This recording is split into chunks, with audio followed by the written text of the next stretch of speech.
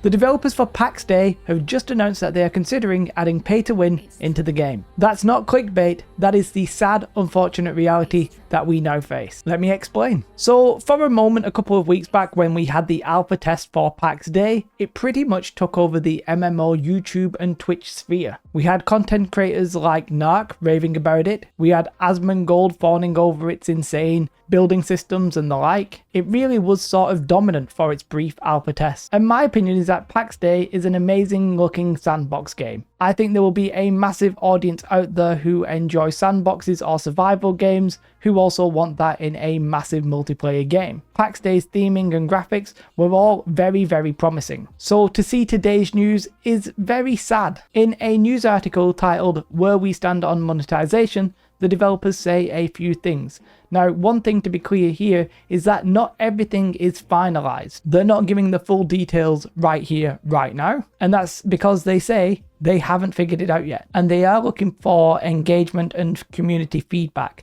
So if you feel strongly about this, then make sure you voice your concerns. So thankfully for me, they have a TLDR. And actually, the way that they are selling this game in the main, I think is positive. The plan is to have a one-off initial purchase of the game. I am completely on board with that. I don't think many people would be against that. They are also planning a regular fee for maintaining active player status and in-game plot. Now this is basically a sub fee. I'm aware that many people don't like paying a sub fee. However, I'm completely okay with it if it keeps pay to win out of games and if it means you get content. And actually in Pax Dei, it adds another layer of sense because you actually need to have structures that are in the world, and if people are just going in, making those structures and then leaving, then the structures just stay there. That would be pretty awful. So I completely understand these two. Buy to play, sub fee makes sense. They also say that they are actually considering a free part of the game, effectively a free trial. It will be free, but it'll be limited, and you'll have access to discover the game. This is basically just a teaser. This makes sense. I actually wish more MMOs would do this, but makes sense. The next one is a little bit vague.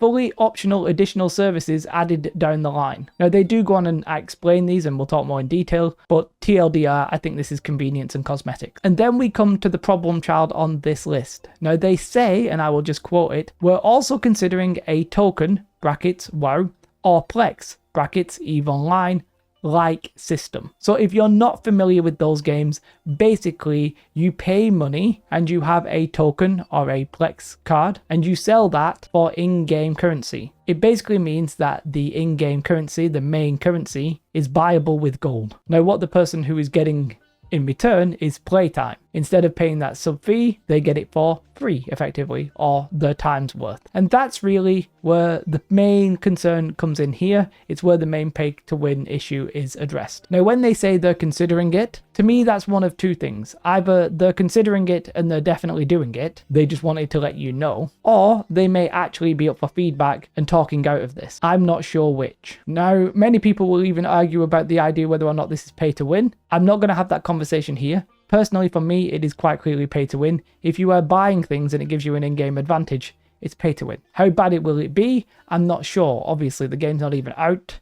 It's literally in its first alpha. It's just a concern right now, and they say they're considering it. So I don't want to get all angry about it, but let's just keep that in mind. Now they do have 3 rules for the microtransactions. First, they say we don't do direct monetization of performance or time skips. Now this one was the biggest red flag to me in a sense, because what they say is we don't do direct monetization of performance. So indirect monetization of performance is fine and obfuscated. So I'm not convinced about this one myself. Secondly, they say that the in-game economy is 100% player driven. What we sell must not compete with the value produced in the player crafting economy. And what I think they mean here is that they're not going to sell you the materials. Yes, they'll sell you the gold to buy materials from other players, but they're not going to flood the market with materials. Now you can argue whether or not that's good or bad, but I think that's the point. And then the third one I actually do like. We're transparent with our model. It's easy to understand what's on offer and it's easy to get in and out.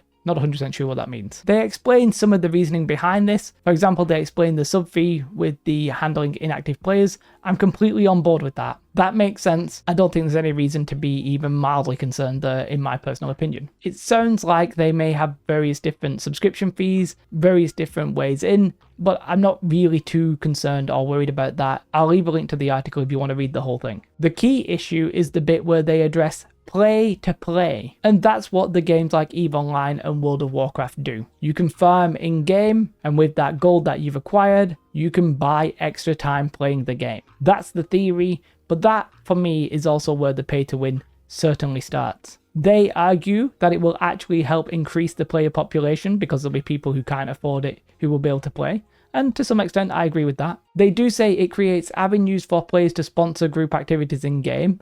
And whilst this is true, I'm not really sure this should be a main concern. Having content creators or other people create events is cool, sort of diminished a little bit if it's just real life money, I think. And then the next one is basically the World of Warcraft excuse. It's an important mechanism to fight botting and other nefarious activities that will spring around every successful MMO. And you know what? I agree with them here as well. It does actually slightly help combat botting. Not fully, as World of Warcraft itself shows, but it is potentially possible that it can help with that. For me, it sticks with the rules in that they're not selling direct progression, but it is almost assuredly selling indirect progression. It's a very simple fact. If you can pay and acquire all the materials that you would want and dream of, then that, my friend, I think would be pay to win. And it seems like such a shame because Pax Dei's reception was very well received. Just the first alpha was very, very popular. The building mechanics were very well thought out and very well constructed. If they go ahead with this system and they do introduce it, many people will think it's pay to win. Now, there's many people in the chat who are probably going to defend WoW and EVE Online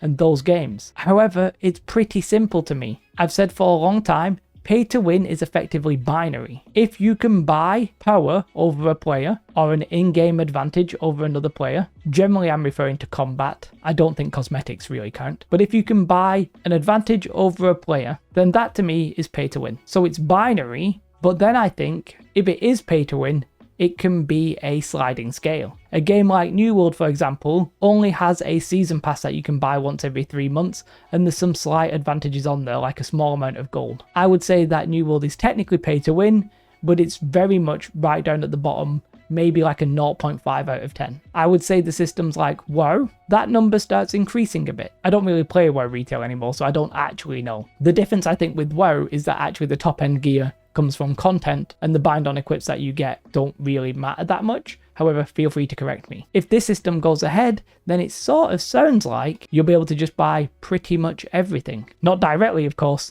because that would break rule number 1. One thing I definitely hope happens is that the content creators who enjoyed this game come out and say that this is not a good system and that this is bad. I'm pretty sure some people will, pretty sure Narc and Asmongold will, but what about the others? Let's not treat them lightly because you enjoy the game. If you think it's going to be pay to win and you think that system is pay to win, then say so and say you're against it. If you don't, then don't.